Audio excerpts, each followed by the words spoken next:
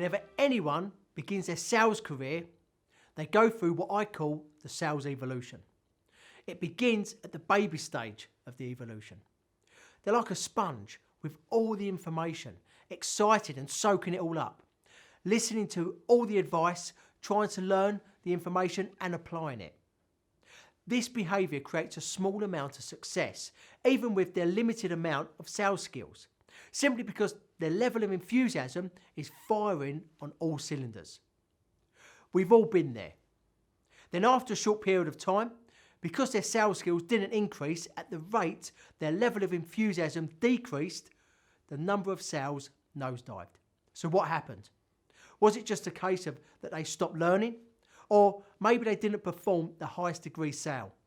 Or did they just get lazy? No. They entered the teenage stage of the evolution. This happens about 3 months into a person's sales career. This is the part where our new salesperson believes he's learned everything there is to know about sales. But because their sales dropped, their excuses began. And unless someone snaps them out of that negative mind trap, they'll spiral deeper.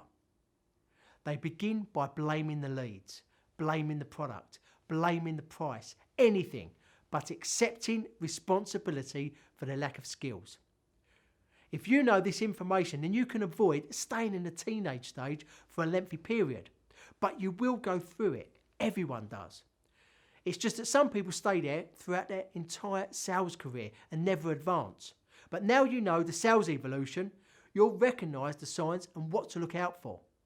A reduction in sales, not accepting responsibility, not learning or growing, not meeting the expectations set by management, and not reaching the potential that you know you're capable of.